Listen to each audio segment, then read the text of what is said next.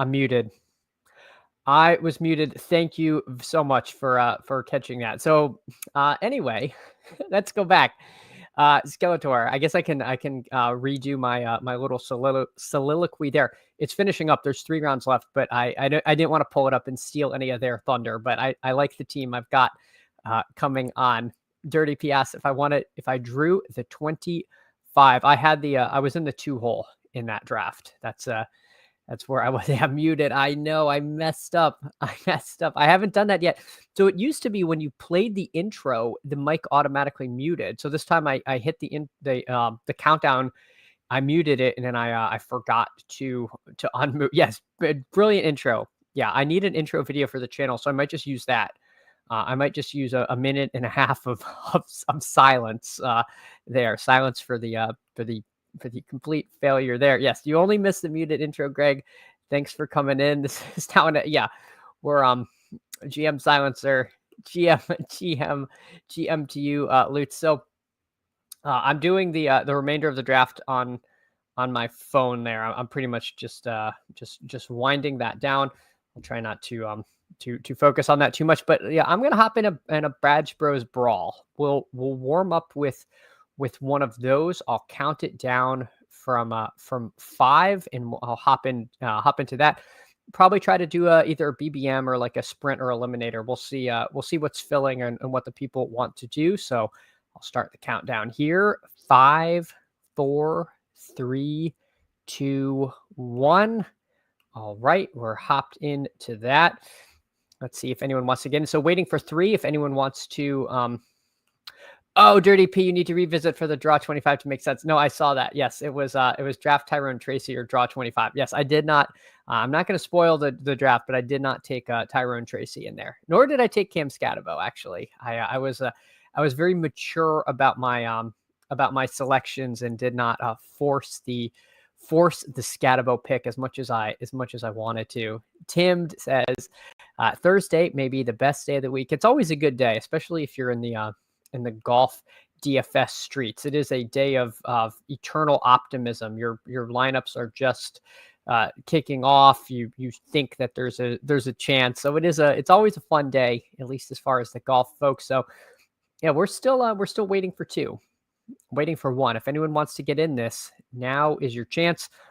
I have 1 pick left in the other one, and it's going to be a tight end for me. So I'm just queuing up a string of tight ends here as all the tight ends disappear. So this is it's a little unfortunate, actually. Oh God, what happened to tight end?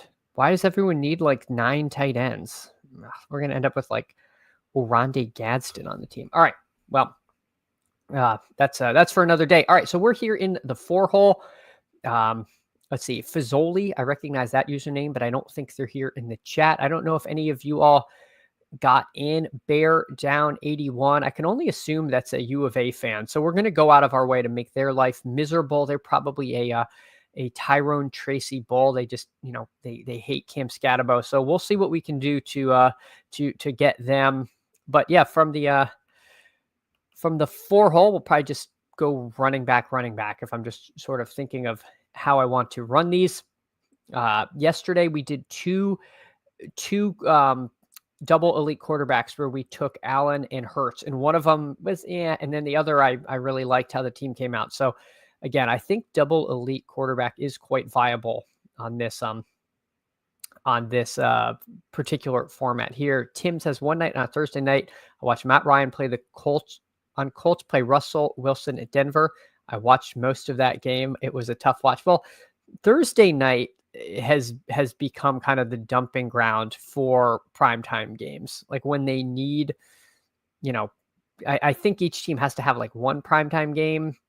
And so it's usually the worst primetime game, and they give it over to Amazon, who was willing to pay $1 billion for the most mediocre games. And so the trend of crummy Thursday nights are pretty strong. Plus the teams just have a short week to prepare. The games are always a little weird. So I don't know. It sounds like Colts Matt Ryan versus Broncos Russell Wilson sounds like a pretty on brand for Thursday Night Football. So we took Saquon with our first pick. I'll try to keep the board up as much as possible. It's a little difficult in East Badge Bros because the draft moves so quick, especially in the middle. If you're in the middle, you're picking quite frequently. I know I said I'd go RB, but I might take a receiver here, but who knows? Maybe we'll take A-Chain. I don't know if I've gotten A-Chain in the Badge Bros Brawl quite yet. Oh my God, I'm getting Oronde Gadsden on this team with the Davis draft. That's okay. We're taking Devon A-Chain here, which is a much more palatable selection. So A-Chain, Saquon it is. So the evil U of A drafter, he's there with Gibbs and CMC. I'm in the middle with Saquon and A-Chain. So not too bad of a start there. Thinking about camp news. If you're a Skattebo truther, you were electrified by the fact that he scored 2 receiving touchdowns. He caught a pass from Jackson Dart, who famously threw an interception on his first attempt in practice. A little bit of an auspicious start for him, but Skattebo did score from him as well as from Jameis. So yeah, it looks like he's out there. I searched for Tracy highlights. There are none because Tracy is just not good. That's actually not true. I think there was a Tracy highlighter too, but I am a Skattebo truther, so I will live my truth, at least as far as training camp goes. Who Hames, what up? GM to you.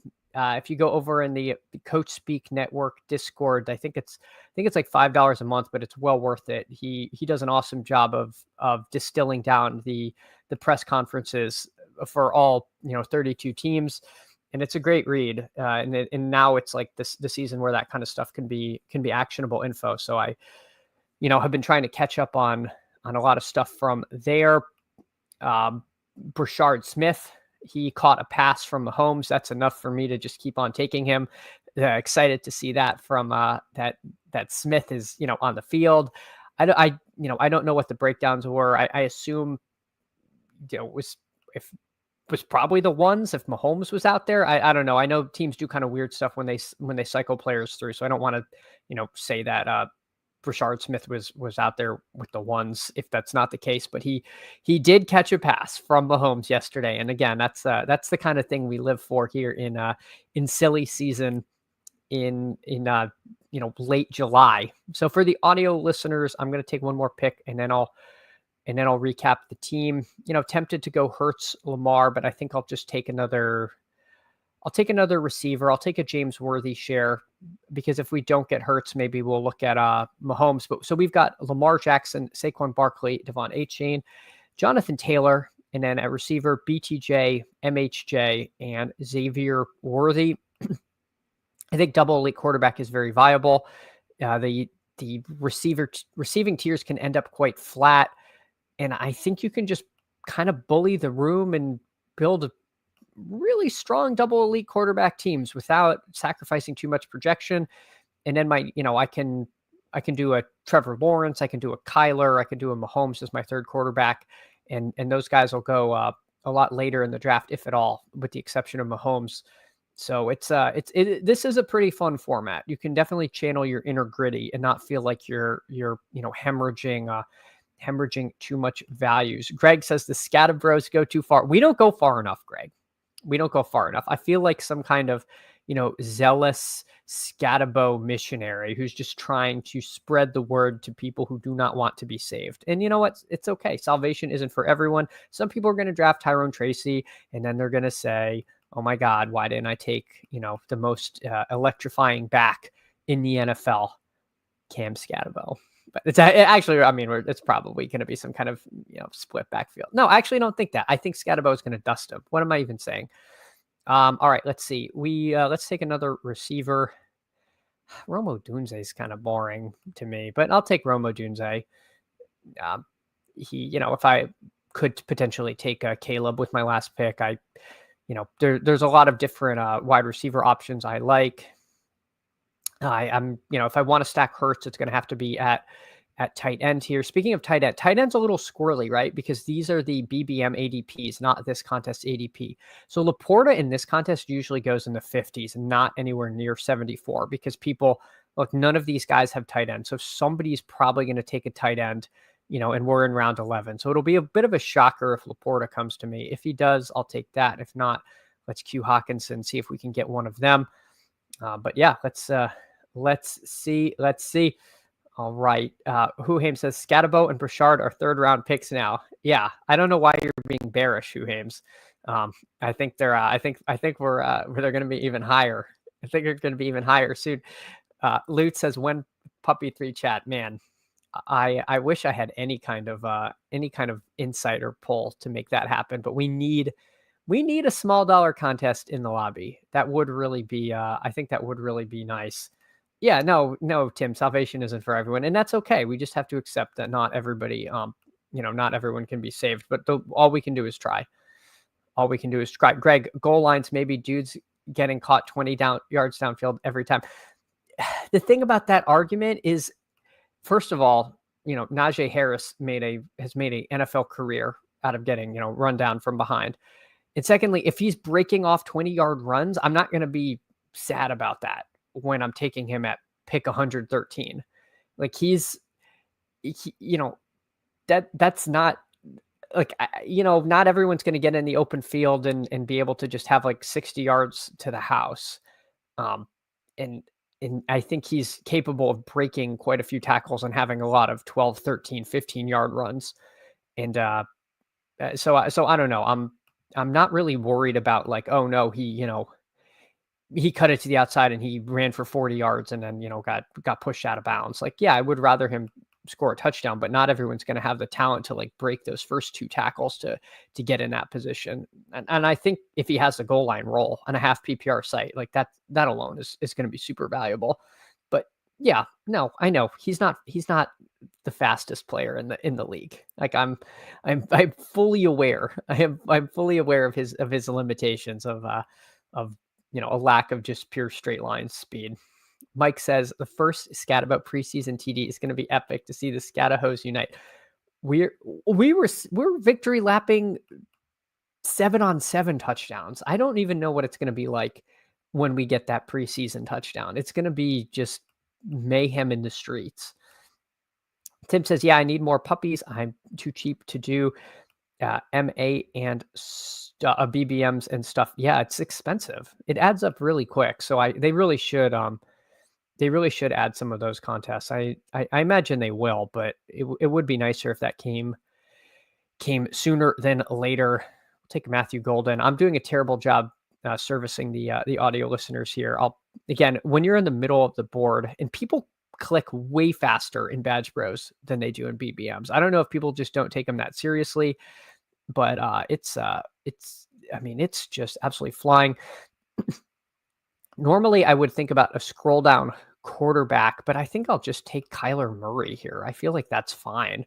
I mean, my goodness, I'll recap the team when it's over, because at this point I only have 2 picks left, and it's going to be, let's see, do we need 2 tight ends or a running back and a tight end? We've got Laporta and Andrews. Our running back room is Saquon, A-Chain, Taylor, and Hubbard. I think I only really need 1 more running back in this room. And then I'll see if we can get Goddard. Goddard usually doesn't go unless he goes to the Hurts drafter. So I'll take Goddard last. And if only there was a running back, if only there was a scroll down running back who people don't take in this contest that we want to add to the team. It's Cam Skattebo. Welcome to the team. And then we'll end this with Dallas Goedert. Let's see. Tim says, we won't be at Anderson. We will be in Wilmington. Goes by Wilmington. Doesn't stop, but we will see you traveling by.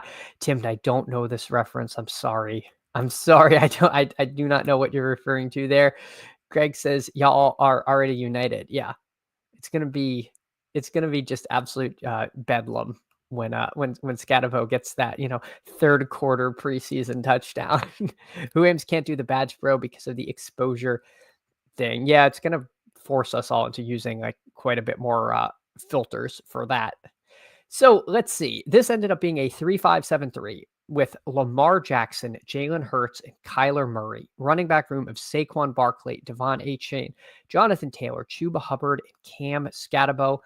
Wide receiver room of MHJ, Marvin Harrison, Xavier Worthy, Rome Odunze, Debo Samuel, Steph Diggs, Matthew Golden. A hair light for, a Badge Bros room, but I feel like these guys all still have quite a bit of upside. You'll see stronger receiver rooms for sure. But I mean, at a certain point, when your seventh receiver is Matthew Golden, when and you're BTJ is a first round pick in BBMs.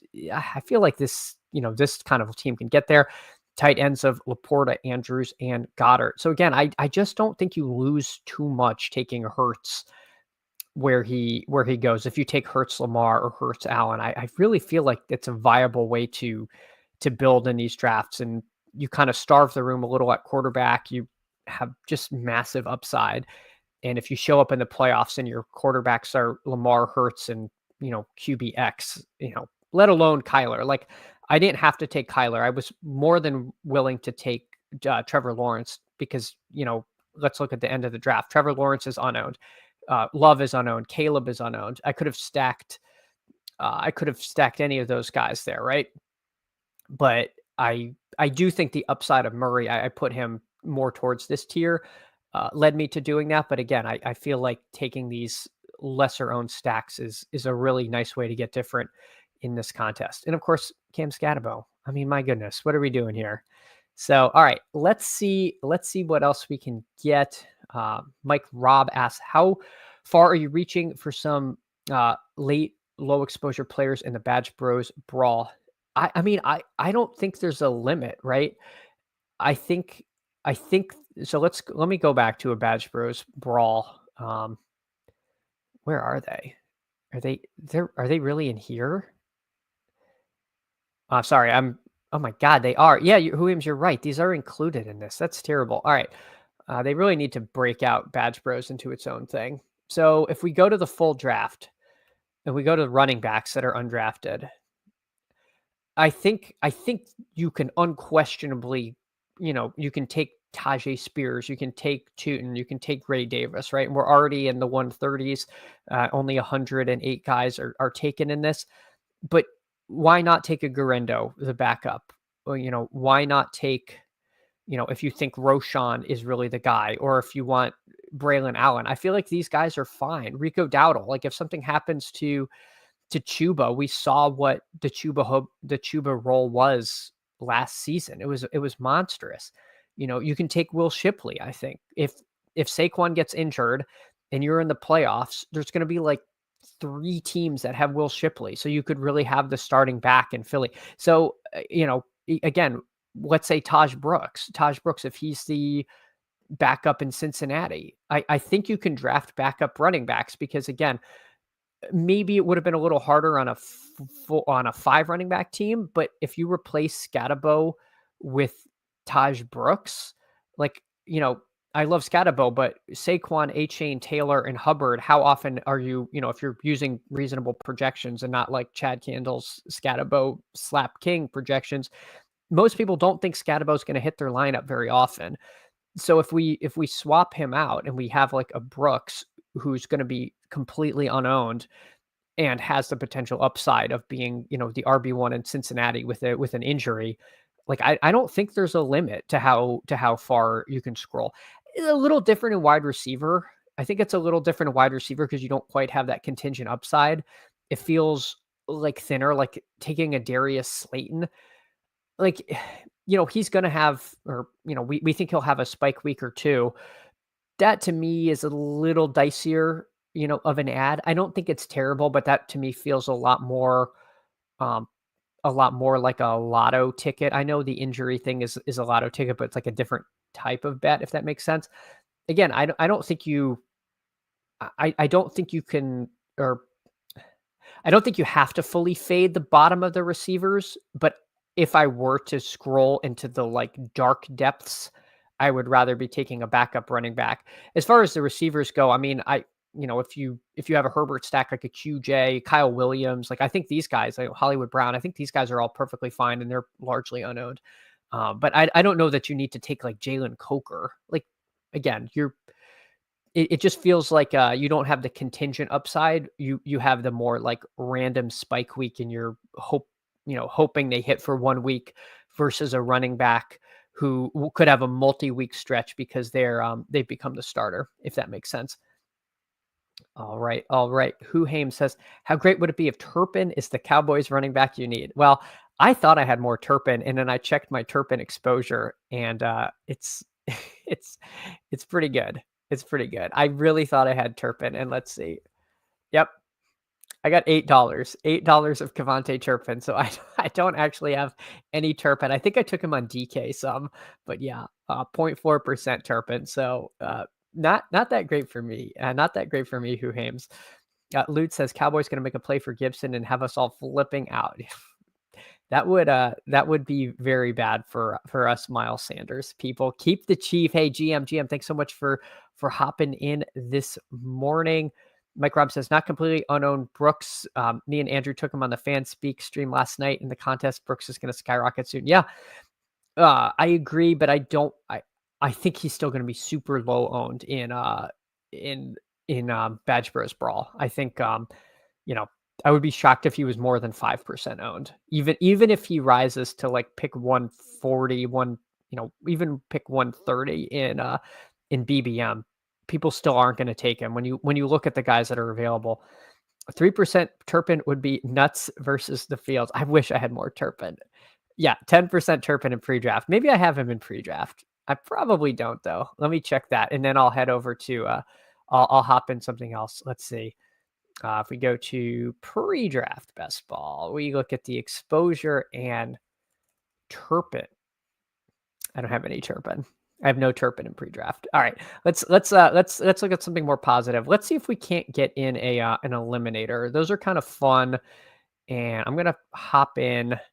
I'm just gonna hop in now because this thing's probably all right. Waiting for 5. All right. I guess let's wait for this. I'll wait for this. If anyone wants to hop in, we're down to 4. Uh,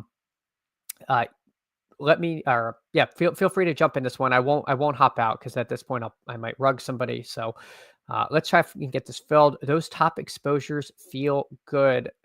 Yeah, keep the chief. I'll pull up my exposures here, and let's see. Nope, I'm in pre-draft. Don't want pre-draft.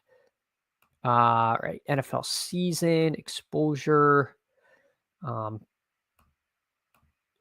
I'm just going to click all of these, and I don't want the $1 one because it just skews the numbers, and those were all I completely auto drafted those. So let's see. All right, so at quarterback, this is what we're looking at here as far as pre-draft. We've got a lot of Tua, but again, I'm happy that no one's over 20%. Tua, Penix, Geno, McCarthy, so pretty even towards the top. I think my concern is the bottom. So let's see only 5% Knicks. I just think he's a little overpriced. 5% Dak. I wish that was higher. I think it's because I'm slightly light on Lamb, maybe that I don't have too much Dak, but that might be wrong. I think I have a lot of Lamb, but the Pickens drafter tends to get him, and I was a little low on Pickens. Kyler at only 6. Love at only 6, Mahomes at only 6. Like I wish these numbers were a shade higher, but I'm not intentionally fading these quarterbacks. They've just kind of, draft variance. So I feel like I'm doing a pretty good job keeping my my QB exposures fairly flat. Running back though, I mean, my gosh. Skattebo, Tootin, Pollard, Mixon's not feeling great. He's been falling, so I'm not going to get it in good there. But the eliminator did fill, so I'll pop over to that. And let's see. Did we get anyone in here? All right, we've got Who Hames at the 4. We've got Dirty P at the 5. I don't know if I see anyone else in here, but yeah.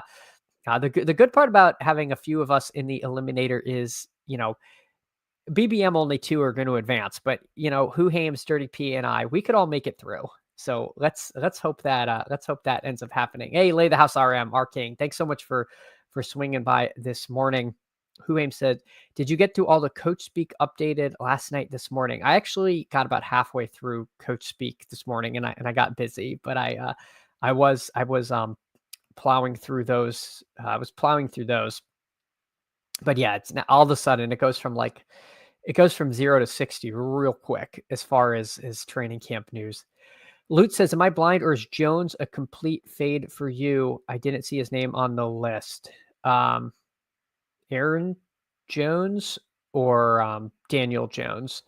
I have some Daniel Jones. He's just at the very bottom if you were talking quarterback. Aaron Jones, I'm probably about market on there. All right, Jake Binniger, thanks for coming in. I see you there in the 6 hole. So we've got the trio here, Huham, Sturdy P, and Jay Binniger. We're up at the 8, and let's just take Derrick Henry. It's an eliminator, right? And we're gonna want guys who are scary. And I know week 1 are going to be doing good things. So I guess that's not true about Derrick Henry. I mean, he's mostly known for D Hember. So maybe he's not the best eliminator pick if we're worried about early season production. But we'll take Henry. We'll go the elite RB route. So Huhames with Jefferson, Dirty P with Gibbs, and JT Binniger with CMC. Yeah, Daniel Jones. No, I have some Daniel Jones, but I'm pretty light on him. I'm pretty light on him and A-Rich. I think once we have a little more clarity, then I might add more of them because I do like Downs and Pittman a little bit more so. But yeah, I tend not to take a lot of them because I don't want to take zeros at quarterback because then that just completely defeats the purpose of going like 3 QB. There goes Bucky. All right, we'll take a Genty share. We'll go robust RB in the eliminator here. All right. Jake says, bravo on the pronunciation of my last name. I don't know if you're being sarcastic, Jake. So if you are, I apologize. I'm trying my best here, but if it is Binniger, then I'm glad to get it right. Who says Vikings coach say they may use more 2-back sets. That's why I asked about Coach Speak. I don't know if I got down to V or M. I care. I think it's actually under M. No, I didn't see that, but yeah, I don't know. I find myself worrying a little about Jones. Like I have a lot of Mason. I've been taking Jones there, but it could be that, Mason really is going to be the better click at the end of the day, especially at cost. Fantasy Football Garage, GM to you. Hey, thanks so much for hopping in this morning. All right. Tieran says, as far as RB, CMC might be the top 5 in eliminator to me. Yeah, I absolutely would have taken him at 8 if he was there. I agree. But I like CMC in all formats. I don't touch him in other contests except weekly winners. Interesting. I don't know if maybe you're just not projecting him for full health all season, in which case I would understand that because weekly winners, like you're just asking for those spikes. But yeah, that's interesting. I don't know if I necessarily agree with that, but I also take a ton of CMC like in everything. So yeah. All right. We're on the clock. I'm just gonna take Garrett Wilson. He's my one of my favorite picks. Bye weeks all line up. And man, all right. So Huhames has gone pure piss boy with Jefferson, Hill, and Higgins. Dirty P with Gibbs, Ladd, and Brees Hall, and Mr. Binniger with CMC, AJ Brown, and a very early Omari and Hampton. But honestly, like Hampton's not going to be there for you at 43. So if you want Hampton here, then I've got no issue with that at all. But interesting to see him now leapfrogging Cook, but the coach speak on Hampton couldn't be much more positive, nor could the situation with the other backs in the room. So I like that pick there. I think that makes a lot of sense. All right, I got it right. It's yeah. Well, I'm glad I pronounced your name right, Jake. I strive for that. I was, someone in here was UCF Jaguar, and I called them UFC Jaguar for the whole stream, and then at the end, someone corrected me, and and I felt bad. So I am glad I got that right. Huhames almost took CMC, but he needs a few 0 RB eliminator teams. So I'm glad we're I'm glad we're all obliging here by uh, by not by not mucking with that too much. Do I want Kittle or Hurts? I'm gonna take Hurts. I think in the eliminator, elite QB is pretty powerful. It can, I think, if you're in a heads up match, assuming we get out of week 1, running into an elite QB could be a real problem if you don't have some QB firepower of your own. Um, you know, Probably going to feel a little bit sketched out at wide receiver by the end of this, having gone RB, and then only Garrett Wilson through round 4. But we'll see if we can make it up. 56 and 65, pretty decent receiver range. At least, I think the comparison between the running backs there is pretty stark, and especially in the eliminator format where people are taking running backs kind of early. JT Bittinger, he adds Xavier Worthy. Dirty P takes Ted McMillan. Huhames continues to piss. He says, I simply do not care about the holdout risk. He takes Terry McLaurin. Daniels went at 39, so it's not with an attempt to make that stack, but maybe getting a little bit of a discount on McLaurin. I personally think that holdout gets resolved sooner than later, but the market is a little spooked, so we've seen him fall. He has seen him fall. Terrence says, I don't expect CMC to hold up, so I'll take the front-loaded production. If your strategy in weekly winners is to target those early weeks, then I 100% agree with you there. And maybe that's not the worst hedge, right? Like if you're, if he does have a good season and you're playing a lot of weekly winners, then maybe he, gets you there. You really only need one good week in weekly winners to kind of, pay for the season. So I just worry about fading CMC in the other contests, because if CMC does hold up, he could be a real problem if you have none of him. But I respect when people take stands, and that is certainly a brave one to take, at least in my opinion. Rashee Rice would be kind of fun, but not in the eliminator. I'll take a Jalen Waddle. This is partly tiebreak to bye weeks with Henry and Flowers, although week 7 is going to be like an eternity in the eliminator. Like, I think mathematically by week 7, you're expected to have like 4 teams left or 2 teams left, something like that. It's not as, it's going to be crazy when we, the people that 150 max this, you come to week 9 and you're thrilled you have 1 team, because it feels like you should, on an individual basis, it feels like your team should survive, but it's going to be a bloodbath. So I'm optimistically going to avoid the second week 7 bye there. I'll pull the board back up. Huhames continues pissing. 5 wide receivers, truly sticking to 0 running back. He takes DJ Moore. Dirty P takes one of my favorite clicks, JMO. JT Bittinger, he takes DK Metcalf. So not too bad. Joe Burrow going on the right side of the board here. I think unstacked QB is definitely more acceptable in the eliminator than in other formats. So I don't mind the Burrow pick if you're going to take him unstacked. I personally think Burrow it's still too early to take him at pick 60, but I don't think it's the worst thing in the world. Let's see. Probably take another receiver, maybe a Chris Olave. He's fully healthy for training camp. I think his late season bye week. Let's add Chris Olave to the team.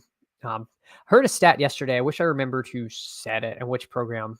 But apparently he's never had more than 20 points in a week in an underdog, which shocks me. I would have absolutely thought that Chris Olave, to me, he feels like a spike week guy, but apparently not.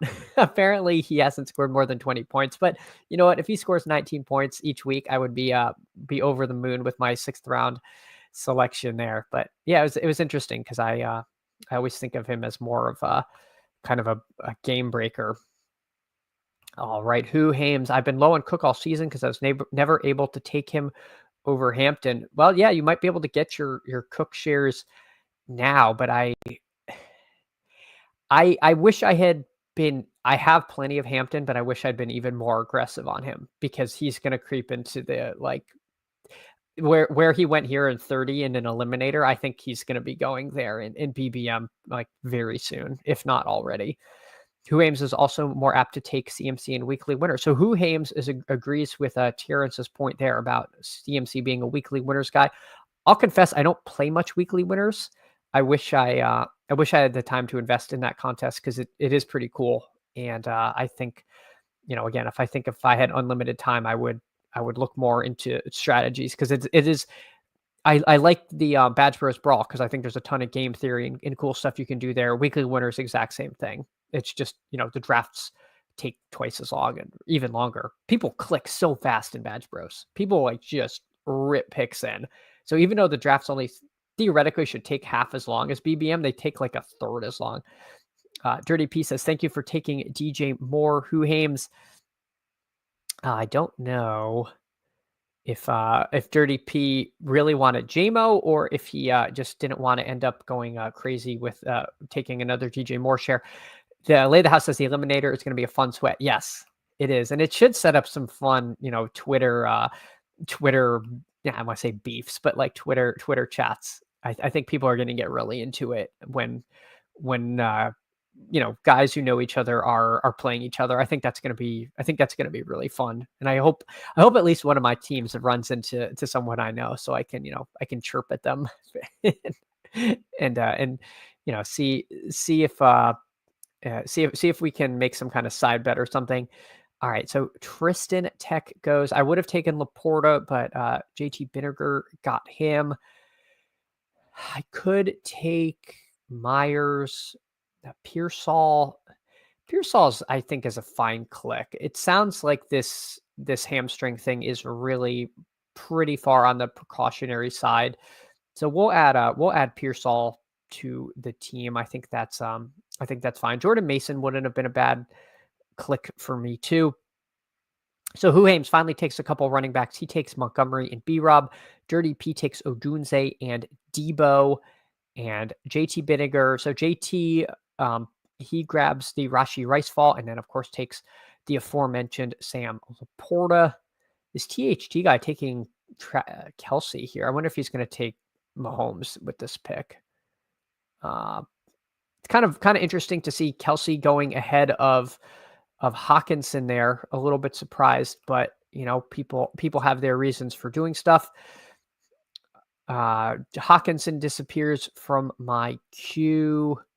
Dobbins is a good click. Skattebo would be a fine click. Godwin, Tracy, Etienne. Boy. No, we're gonna take Dobbins. Kind of a little bit of a bye week click. I mean, Dobbins, I think is going to start out the RB1 in Denver. I know us Henry slappies don't want to believe it, but I think it's Dobbins more and more. It's been kind of a sad journey where I've just come to realize that we're probably not going to get that Harvey bell cow that we want, and Dobbins might even outsnap him for quite a bit of the year, if not the whole season. So I don't know. I've been a little bit leery of Harvey. I've got to be honest here. Who Hames is happy to oblige. Who Hames says Olave weirdly doesn't catch touchdowns when he gets over 100 yards. That must be it, right? Who Hames? I think you're right. If I remember, he will have big volume, big yardage games and not score. Lutz fully blames Derek Carr, not Olave. Yeah, Who Hames agrees. Yeah. The only problem is now we're going from Derek Carr to Tyler Shuck, which might actually somehow be worse. Lutz is an Olave stand. Who Hames says, when people talk smack, I'm going to agree that their team is better and then tell them how much they suck. Yeah, the hedge, right? You say, oh, yeah, no, I know you drafted really well. Like, I really like your team. Oh, I really wish this was flipped. And then you're like, your team sucks. That's a good bit. That's a good bit. All right. DQ105, GM to you. Thanks for swinging in. Let's build a shipper. Yeah. The eliminator shipper is what people really want to see here. Skattebo goes to Who Hames, perfectly understandable. If Who Hames is a good drafter. Williams knows what he's doing, so of course he takes Cam Skattebo. But he also took Tyrone Tracy, so it shows a little of the duality of man there. You're capable of a fantastic pick, and then you also take Tyrone Tracy. No, I am kidding. Of course, I think there's something to be said for locking up an entire backfield, and I think you can do that in rounds 8 and 9 here. And that makes a certain amount of sense. Ingram goes. I would have taken Ingram. Let's just take Mark Andrews. We really do need a tight end on this team, and I think Mark Andrews, as far as an eliminator tight end, is pretty strong. Thinking about quarterback, we're not going to. Fields already went. We've got Tua, Tyler Shuck, and Brock Purdy as potential options. So we'll see if Purdy's still there. We might take him. I also wouldn't mind taking like a Tajay Spears if Spears is still there. So we'll stay flexible. Could also take a naked Bo Nix, but I don't think I want to take any of the other naked pocket passers at this point. I think that's unnecessary when we have Jalen Hurts in a few options we can try to get later. There goes Purdy. So we'll see what the room gives to us. I don't know that I want to take Shaheed and double up on Saints receivers. I don't think I want to take Ayuk in an eliminator. Coleman isn't the worst pick. I like Keon Coleman. I think my preference will be, and then Tajay Spears just disappears from the queue as I try to add him. Let's see. T-Law, Stroud. Yeah, I don't think there's any tight ends I really want here. Tight end kind of went, with Njoku and Kraft. Tight end went early here. Keon Coleman goes. Do we want Shaheed or do we want to take Bo Nix? I'm just going to take Bo Nix. I think naked quarterback, again, is defensible. Bo Nix has some rushing upside, and we have J.K. Dobbins. So, again, maybe we're locking up some of the touchdown equity in Denver, and if nothing else, we'll annoy the Evan Ingram drafter. Who let's see who that was. That was Dirty P. Sorry, Dirty P. I don't know if you were chasing chasing Bo Nix, but I felt like I wanted a second quarterback in this format, and Nix naked did make sense. Huhaim says, I see Najee. Not sure if you will see my team though. Yeah, Najee. He's going to be a tough click in the eliminator. Him, Ayuk, Rashee Rice, Jordan Addison. They're all guys who are going to definitely go later in this format than in others. Where did Rice go? I am curious. Let's see if we can find. Oh, so Rashee Rice. Oh, JT Binninger took him. That's right, at 67. So, yeah, I mean, if you can survive early, then Rashee Rice is like going to be a great click. And team looks pretty good so far. So if it survives, you just got to make it to week X when he comes back, which obviously we just don't know when that is. Dirty P says, I didn't even notice Chad. Oh, that you're in the draft, that you're in here, or that I took Bo Nix. Gotcha. No, you've got your own plan. I mean, Herbert makes more sense for you with Lad anyway, so I assumed you were not going to do that. And yeah, Caleb with Rome. So I don't feel bad about taking Bo Nix from you. Maybe the Cortland Sutton person is pounding the table somewhere. All right, let's see what is here. Sharbs is fine. Ray Davis is fine. I feel like with Genty and Henry and Dobbins, we can take the slot demon, Christian Kirk. I think for this format where week 1 is all that matters, Christian Kirk makes a certain amount of sense. I like him more in eliminator than maybe some other formats. I also think he might just not go away. Every year he fades, but it's because he gets injured, and if he stays healthy, might not be so bad. Might not be such a bad click. So we'll see. We'll see what happens with him. Probably going to queue up Dallas Goedert here to stack with Hurts. Again, I'm fine if Hurts is unstacked. I don't care that much. As far as running backs go, Ray Davis, I really don't like Rashad White. I'd rather take Tootin, I think. But we'll see. We'll see. Colston Loveland, I don't think would be a bad click. He's apparently practicing, so he's good to go. I don't know if this range of running back really, adds too much to the team. If I don't get Goddard, it's a little bit disappointing to me. I'm going to be honest because um this is a range where in the eliminator I'm not super excited about these kind of contingency backs. Tua was a potential click to pair with Waddle. This kind of puts me a little behind the eight ball as far as a natural stack for a third quarterback. Oh my gosh, why did you take Dallas Goedert ahead of Loveland and Fergie? That is unfortunate. All right, well, you know what? We shall overcome. Boy, Fergie, Kincaid. I guess I'll take. I guess I'll take Ray Davis. It's kind of a boring click. I already have a week 7 bye, so I don't love that. But I think Rachaad White is pure contingent upside. Tootin might be slow to get on the field. So, again, in the eliminator, Tootin I feel like is a little dicier. But yeah, would have really preferred Dallas Goedert. I'm going to shoot straight with you guys. I would have preferred Dallas Goedert to them. All right. Uh-oh. I missed something. Chad missed the funnies. You better not on Loveland. I'm sorry, I missed something. Tua was saying his relationship in Tyreek is a work in progress, made me more bearish than I was on Reek. It was weird, right? It was weird, Lutz. I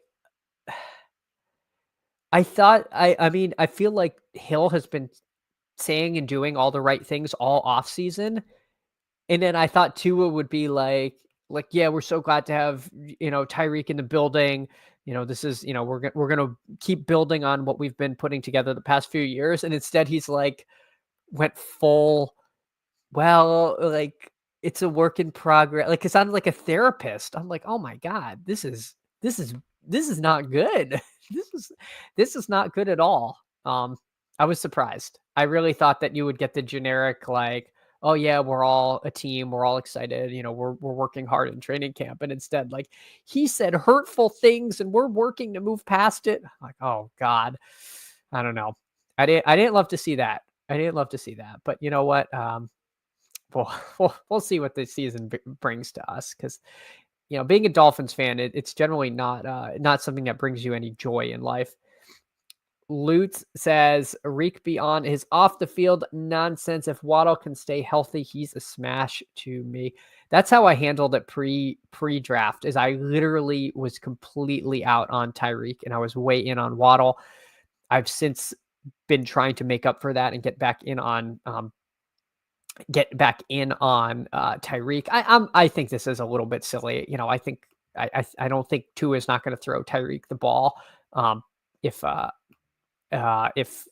because Tyreek said he wanted a trade at the end of the season.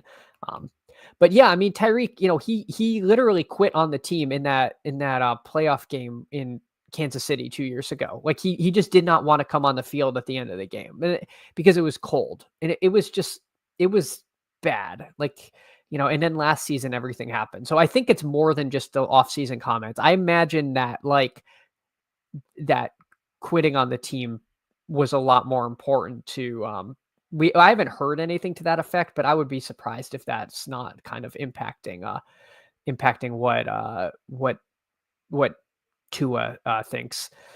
For the audio listeners, my last pick, I took Geno Smith, and now I am taking Brenton Strange. I'll recap the team. So we've got Jalen Hurts, Bo Nix, and Geno Smith. Running back room of Derrick Henry, Ashton Genty, J.K. Dobbins, and Ray Davis. Wide receiver room of Garrett Wilson, Jalen Waddle, Chris Olave, Ricky Pearsall, and Christian Kirk. And a tight end room of Mark Andrews and Brenton Strange. I don't mind this eliminator team at all. I feel like it's fairly decent. But would have looked better with Dallas Goedert. But what can you do? Since we last checked in on Who Hames, once he added Skattebo, he added Rashid Shaheed, JJ McCarthy, Cam Ward, and Matt Stafford. So he triple taps quarterbacks late, but I like all the guys that he ended up with. And again, quarterbacks can go early. So if you miss the run, it can get pretty sketchy on you. And then Zach Ertz. Dirty P, once he added Caleb, he took Rachaad White, Tyler Algier, and Rico Dowdle. Love the Dowdle pick, contingent upside plus standalone value, and then a couple more contingent plays. But you got early running back production with Gibbs and Hall, so I like that. JT Vinegar, he adds, after he took Goff, he took Rashad Bateman, Austin Eckler, Marvin Mims, and Tank Bigsby. I think Eckler is a fine pick for Eliminator. He's got his role that he does pretty well. And of course, Bigsby at 163, I think is a pretty good pick. So yeah, hopefully we're the teams that get out of here. But we will see. Footnote on Mike Gesicki. Noah Fant was visiting with Cincinnati, which is a little scary because it's not like Mike Gesicki is like that great. I don't know if Fant signs. I still think Gesicki would be the starter. I don't know if they would run more 12. I don't know if they would rotate, but it couldn't be good for Gesicki. It definitely would not be good. But I think we might see Mike Gesicki fall just a hair. I'll take Miles Sanders because I'm just hoping he's the starter in Dallas, and I'll take him at 158. I think he's been practicing with the ones, so I'll happily add him to this team as my fifth running back. There, Tieran says, "Does Tua not realize his cushion/fragility can squash Reek's career?" Yeah, I don't know.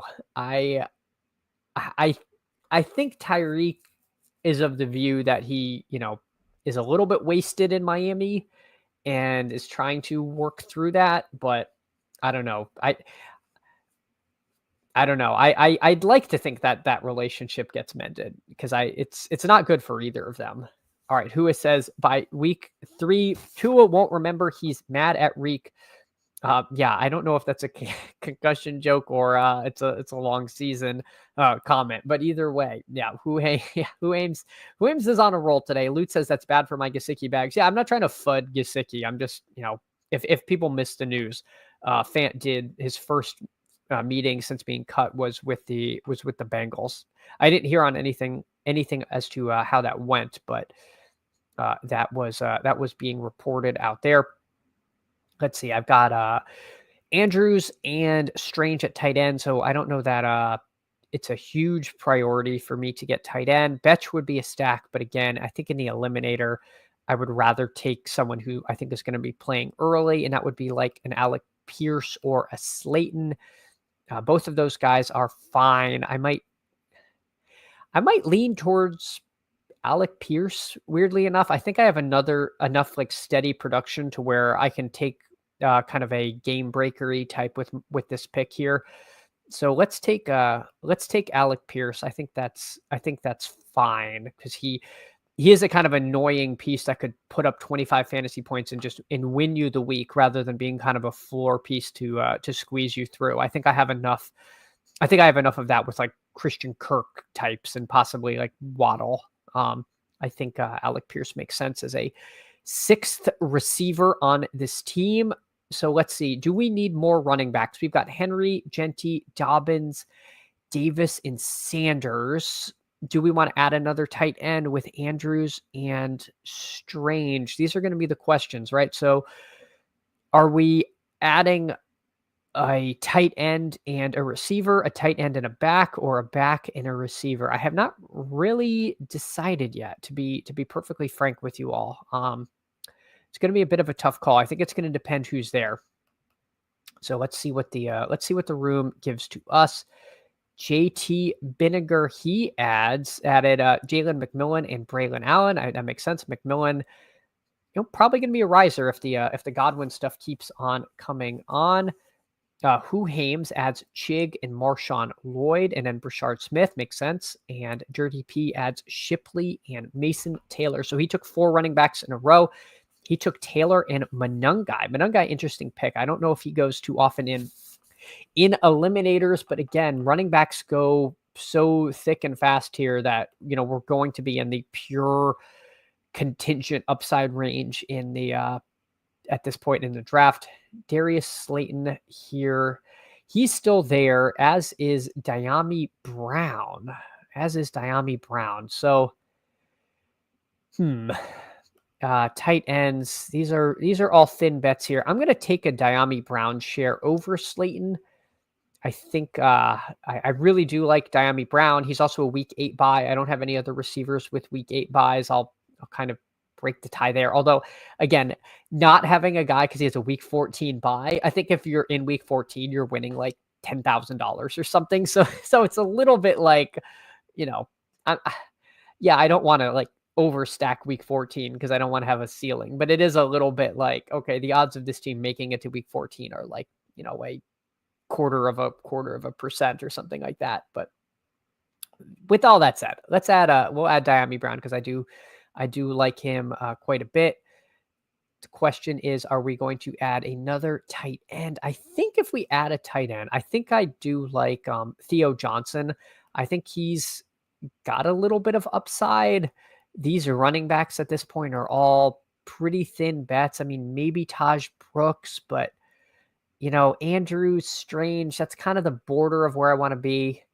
This team is going to go kind of as Henry, Genty, and Dobbins go. I feel like the tight end who I know is going to be on the field is a better bet than just pure contingent upside at this point. But I certainly am open to the idea that this should have been a running back pick. But this team ends up being Jalen Hurts, Bo Nix, Geno Smith at quarterback, Derrick Henry, Ashton Genty, J.K. Dobbins, Ray Davis, and Miles Sanders at running back, Garrett Wilson, Jalen Waddle, Chris Olave, Ricky Pearsall, Christian Kirk, Alec Pierce, and Diami Brown at receiver. And then Mark Andrews, Brenton Strange, and Theo Johnson here. All right, let's see. Greg says, Dan, coming back, some Dolphins self-talk. The Dolphins talk is always going to be negative. I'm sorry, Greg. Lutz, I definitely missed that fan news. Almost already penciling him to the Dolphins roster. Yeah, he still could definitely be a Dolphin. But I'm still leaving the light on for old Michael Mayer coming to the Dolphins. We'll see. That's the trade I want to see happen. Greg says, what does the record have to be for Hill to be gone by the deadline? I think the issue is his contract sucks. So we'll probably have to like give someone a pick and him. Like we'll have to do one of those like salary dump trades that just like makes your team even worse somehow. I hope we're not there. Who Ames doesn't love his team. Who Ames, I'll go over the other you Mr. Binninger and Dirty P's team in just a second. Lute says, I wonder if the Dolphins are going to hold open drafts for cornerback. Yeah, for those who don't know, one of the Dolphins starting cornerbacks may have torn his ACL on the first day of training camp. Who Hames asks if Lutz is also a Dolphins fan. Lutz answers, no, sir, Giants and Chargers. Greg says, Lutz out there in center field, certified ball hawk. Jake says, me either. The Rice pick changed the course of my draft. All right, well, we can't all hate our team. Somebody's got to make it out of here. So let's see. Who Hames with a 3-7-6-2. JJ McCarthy, Cam Ward, Matt Stafford. Running back room. So yeah, you went 0 RB. Montgomery, Brian Robinson, Tyrone Tracy, Cam Skattebo, Marshawn Lloyd, Brashard Smith, Taj Brooks. Yeah, week 1 is going to be dicey, I think, in the running back department. Like you will get some production somewhere in New York, right? Unless it's Devin Singletary week, and then literally everybody on the planet loses. But Montgomery, I think that's fine. I think we all are so excited about Gibbs. We're kind of forgetting that Montgomery is a perfectly usable piece. Brian Robinson, yeah, he's not my favorite click, but you have a 0 RB room. The back half is kind of loaded with contingent value, but the wide receiver room is pretty strong. Jefferson, Tyreek, Higgins, McLaurin, Moore, and Shaheed. I mean, your wide receivers alone could carry you pretty far. If some of these spike weeks come early and it can bridge you to, maybe one of these Giants guys really takes over, maybe, you get an injury in one of these 3 places. It's a 0 RB team. And obviously that's less comfortable in the eliminator. And then Ertz and Chig. So very thin tight end bets there with Ertz and Chig. I don't mean thin bets, but you only have 2 and your first pick was in 165. So definitely leaning on Ertz kind of repeating what he did last season. But if he does, then like pick 165 is a giga smash. And I really like Chig. So I like your tight ends. But yeah, I mean, obviously you're building a team to try to win it all. So you're making your bets on these two being, better than where they're drafted. So I see the vision, Who Hames. I mean, I don't think this is a bad team. Dirty P goes 2-7-6-3 with Herbert and Caleb, Jahmyr Gibbs, Breece Hall, Rashad White, Tyler Algier, Rico Dowdle, Will Shipley, and Kyle Monangai. Makes sense. You kind of leaned on your first two running back picks and then have a ton of contingent value kind of guys. Wide receiver room, Ladd, Tet McMillan, Jamison Williams, Romo Dunze, Debo Samuel, Matthew Golden. So yeah, kind of, if Who Ames was 0 RB, then you were kind of, what do they call just 2 early RBs? I don't know.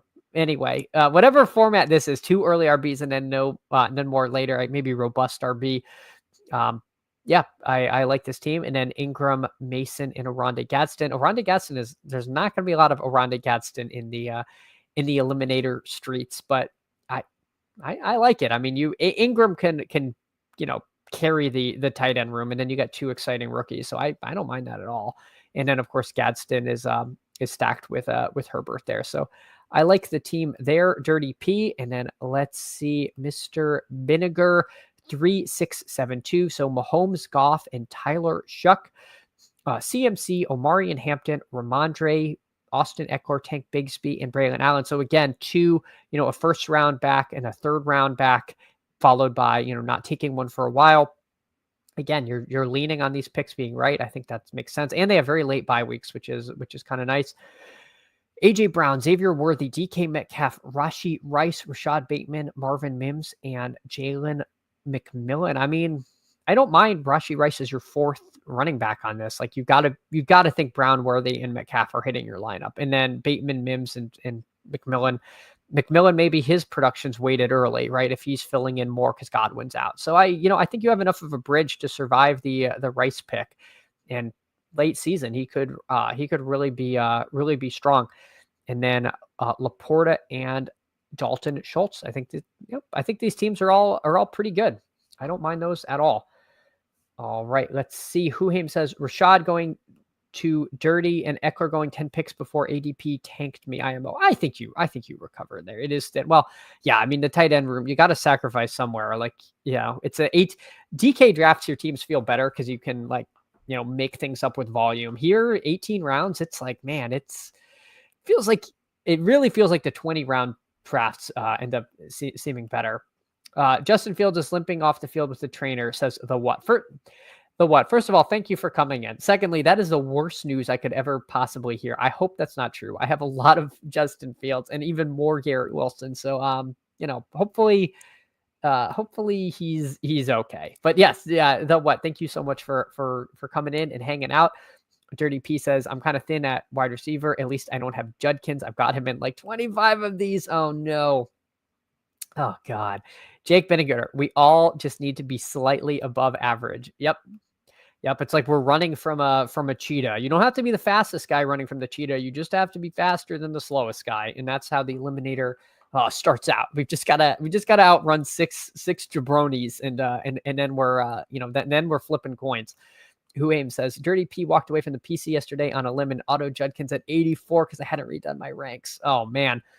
Well, I know how that goes. I'm in autoing on DK, and it's like it doesn't warn you very much. And I had an adjusted Mixon in a draft I care quite a bit about, and woke up with him on my team. I was like, well, I like Mixon. He wouldn't have wrapped all the way around, but it's like I probably would have taken someone else at this point.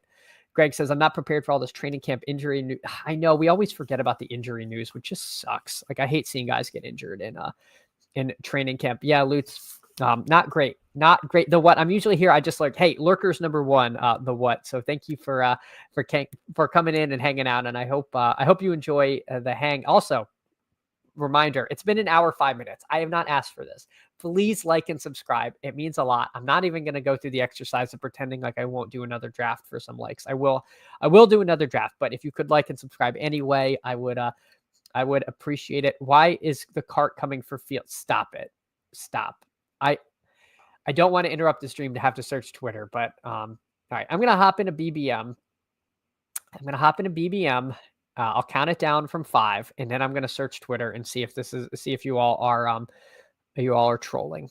But I feel like you guys don't troll, so I'm just like, oh, this is totally true. All right, let's see.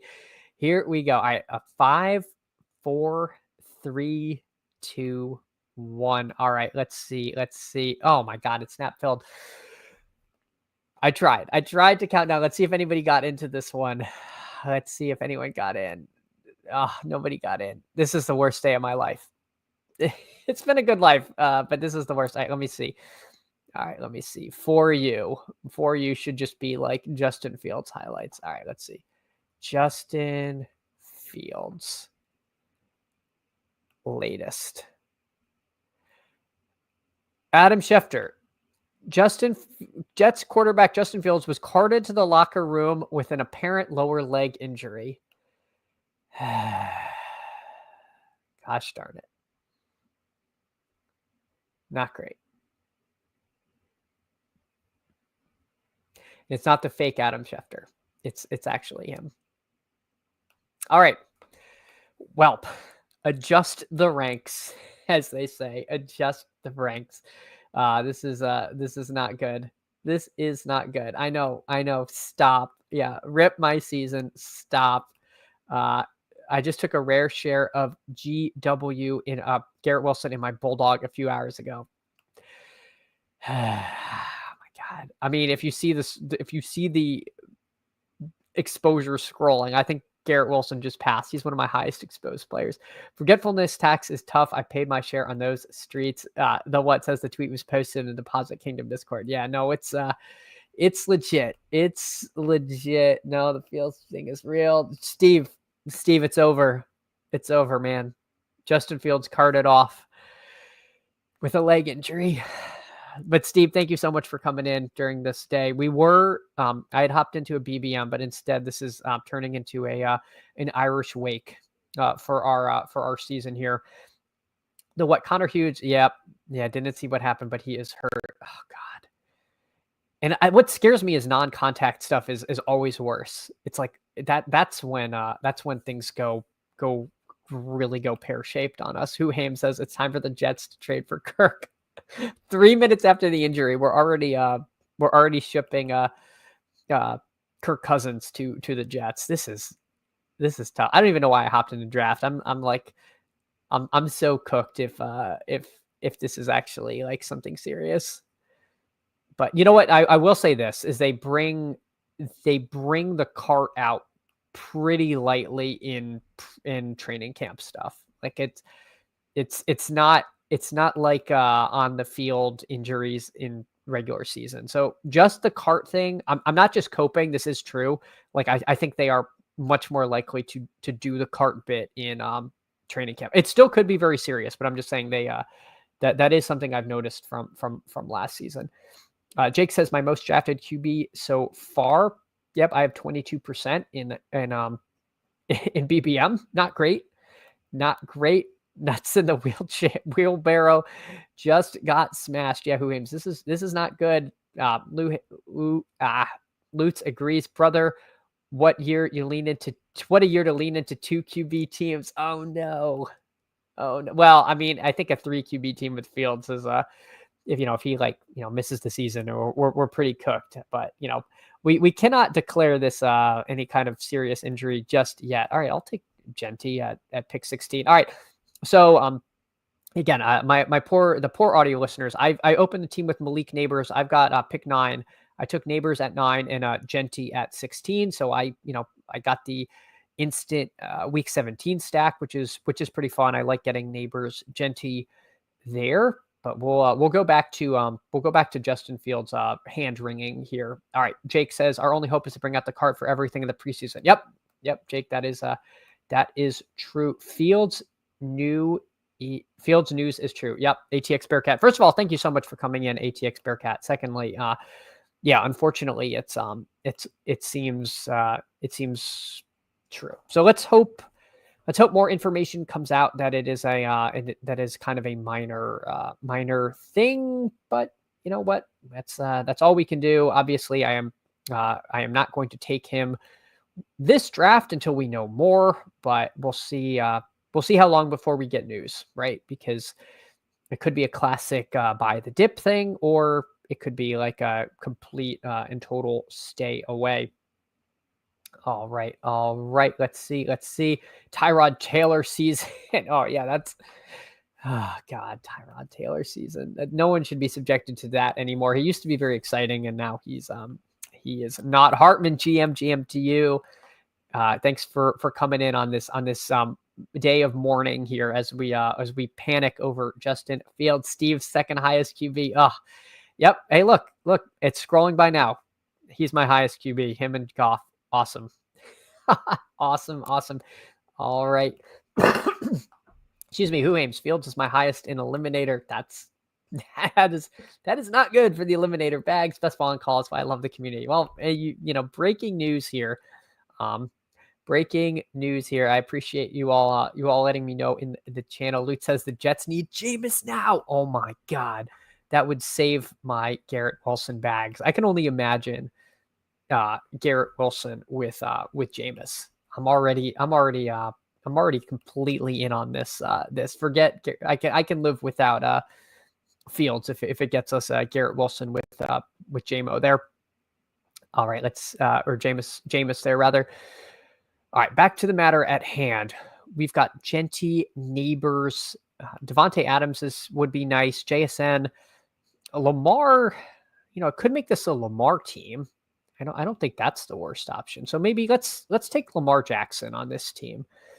I'd been wanting to get a little more of him, and I think I'm okay with whatever running back I get next. So let's take Lamar. So we've got Lamar, Genty, and Malik Neighbors. Seems like a fun team so far.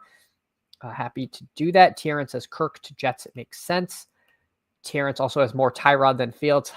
God, you know what? For every loser, there is a winner. And for all of us who are, absolutely punching air, Terrence is here with his fade position on Fields, just counting the dollars. So I'm very happy for you, Terrence, that worked out. Al Boogie says Kirk's seen at Taco Bell in New York. All right, we are. Who was the Taco Bell rumor? I know that's a reference to something, and I'm blanking, but I'm with you there, Al Boogie. Hey, also Al Boogie, thank you so much for hopping in. Who Aim says, what Jet gets cut for hitting the red shirt?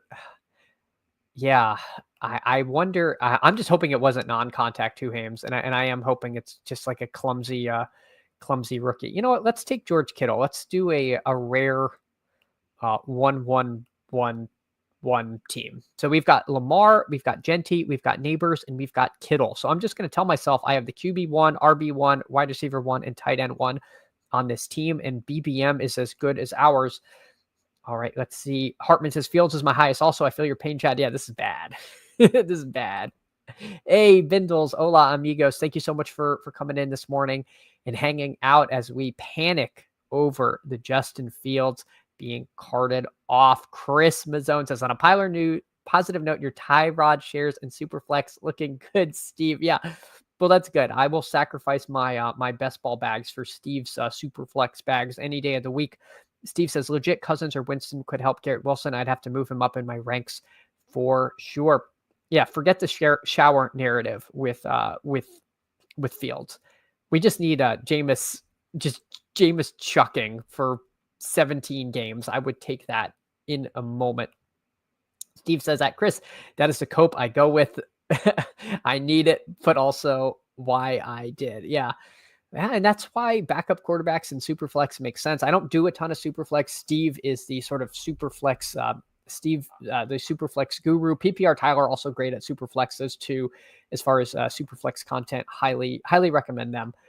And yeah, Steve famously will take backup quarterbacks because they will go frequently very unowned, but make a lot of sense on a Superflex team, especially when you have a couple extra rounds to work with. Lute says, at least Fields was riding shotgun in the cart and not laying on the back. Yeah, I'm telling you, as noted before, they bring the cart out for anything. So, it might just be precautionary. Like, let's not put weight on it. Let's get you to the locker room.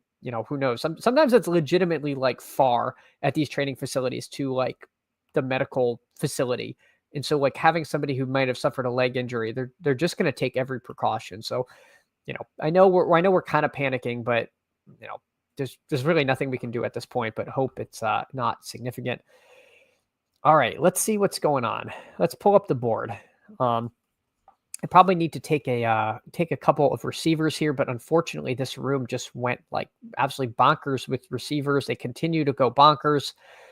Oh my God. All right. Well, let's take a Travis Hunter share. I think that makes sense on this team. I know I've got week 8 buys with Genti, but that's okay. I don't take a ton of Travis Hunter, but we'll give this one a crack on this team and then see what the room gives us with our next selection. All right. Dirty P says, I may need to adjust my Hertzig League roster. Tell me more about these Fields exposures, fam. Well, I'm an open book. I have my exposures scrolling across it. If anyone's really curious, I'm happy to look up my exposures for them. Jake says, I feel like if it was ACL, he would be in the back with his legs straightened out. I would hope so, but it's also the Jets and they do dumb things. So, I don't want to count on them like, doing smart moves, because that's like a terrible bet when it comes to the Jets. Lute says, seemed like something with his ankle/foot. Let's hope it's not his Achilles. Oh my God. Let's not even say the A word out here. Because that we don't even need to consider that possibility. Let's take a Debo share.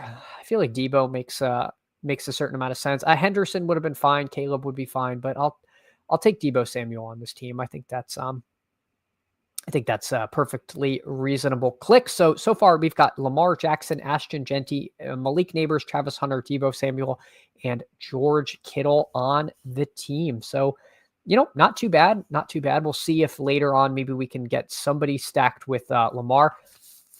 Sorry, my nose is still runny, and it's just brutal. It's been months. It's got to stop. The kid just keeps bringing home new colds from daycare. I'm so tired of being sick. But yeah, this is pick 105 is pretty much where Bateman and Andrews go. So we're going to try to pencil in one of them, probably more Bateman than Andrews, being that we have Kittle. But then again, if we have Andrews and Kittle, we can stop at 2 tight ends. So we'll see who we make a priority there. Greg says it's fine. Lil rolled ankle. Greg, I'm going to hold you to that. It's just a rolled ankle. Clay, morning friends. Hey Clay, GM, thank you so much for coming in this morning. Appreciate you hanging out with us. Who Hames says that BBG also in shambles. Yeah, many such cases. But we definitely can panic a little bit here. First of all, we have someone named Whoozewitz, which I have to think is just a huge Who Hames fan. Secondly, he takes unstacked Jalen Hurts at 44. That's fine. Then he takes unstacked Burrow at 68. I get it when you're the one hole and you took Hurts and you had Chase and then Burrow comes and you're like, oh, I'll take both. But these two unstacked is honestly, that's completely unhinged behavior. Also makes me happy I have Lamar, right? This is going to put a little bit of QB pressure on the QB drafters in the room. But my God, Who Hames, get control of your fans. Get control of your fans, because they're doing weird stuff in my draft room here. Lutz says, I'm removing the A word from my vocabulary moving forward. God, yeah, it's the last thing you want to see. It really sucks. It really can be like just completely end the career. Yeah, I hope that guy's in a fan. He's poorly representing you. I don't like to criticize how people draft. I feel like, we often think we know, the only way to do it, but this can't be right.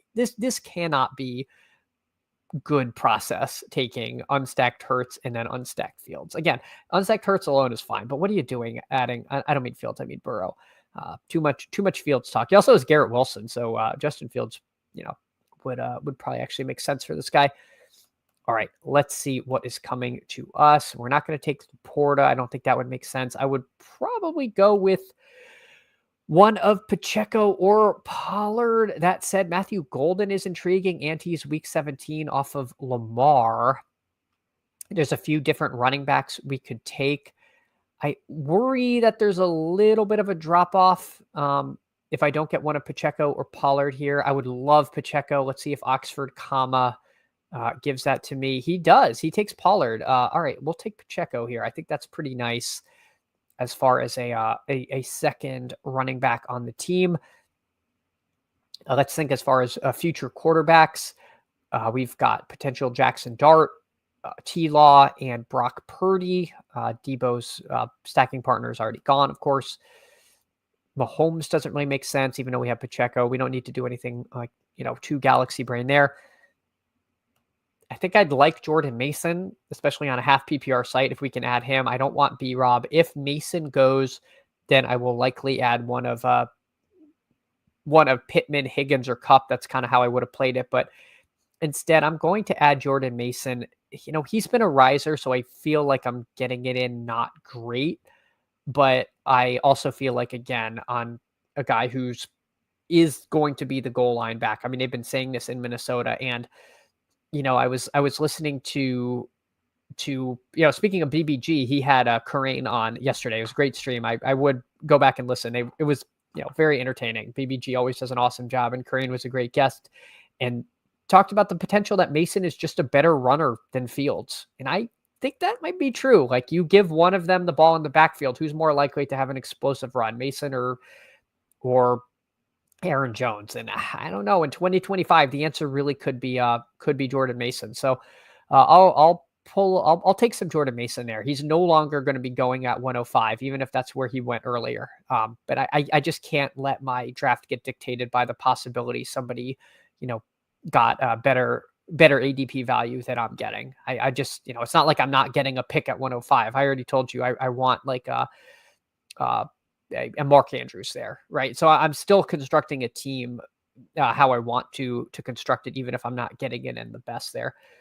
Who says I may have to start holding the Who crew to a code. Yeah, I mean, you got to. What are we doing here? What are we doing? Who's a wits? Terrible stuff here. Maybe the guy taking the unstacked QBs is just a leg up. So, dirty P. Well, you know what? The Sims are going to sim, and if the Sims say that's, I will say this.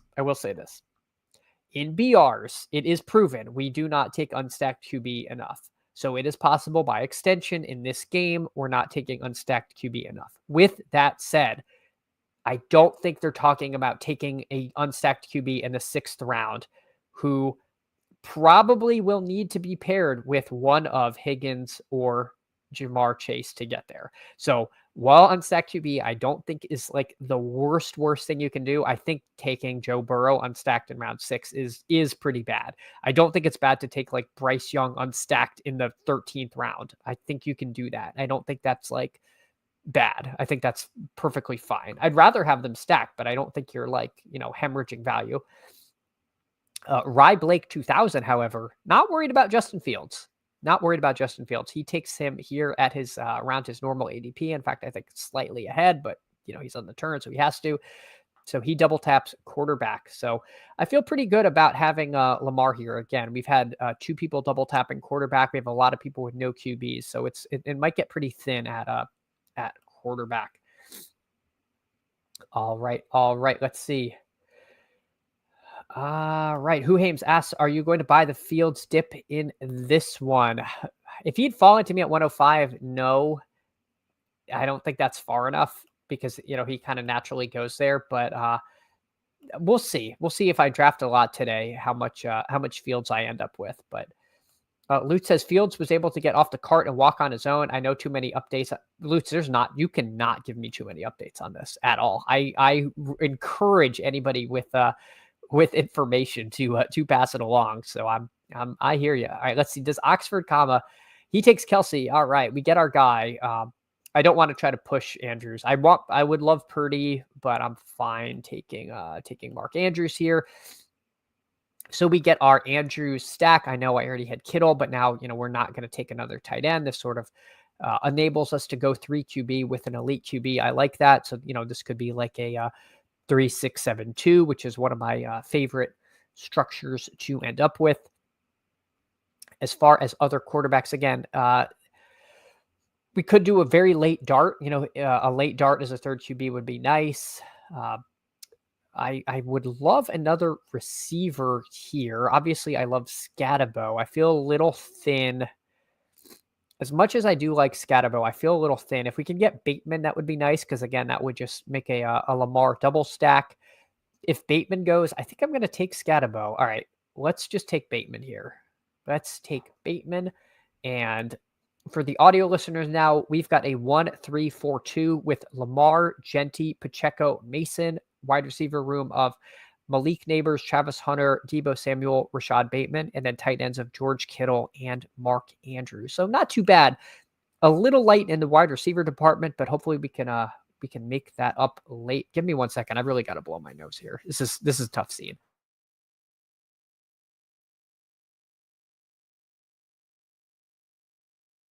All right, my God, that's better. All right, we can breathe again. This is good news. Maybe I can breathe again because Justin Fields apparently walked off the cart. So, was it clearing my nasal passages, or was it the news that Fields might be okay? We will see. Greg says, "Now, Lutz, I need this all better. Calling off 10 a.m. happy hour for the time being." Yeah, that is potentially good. Yeah, the battle royales are too different, where I don't think any of the analysis carries over to these contests in material ways. Yeah, but it is the same scoring format. Like, I think that's what it's just like a bigger version. And at the end of the day, if week 17 is all that matters, it's just like the same format with a bigger roster. I don't know. I feel like the analysis does. It's sort of like BR is kind of the micro version of this game. I'm not advocating for frequent unstacked QBs. I don't think it's like the toxic thing you can do, right? Like, we've seen examples where naked quarterbacks have helped people advance. We've seen naked quarterbacks help people in finals. And I don't think that's just like flukes. I think it's fine. I kind of think it's more okay than people want to think it is. I don't know.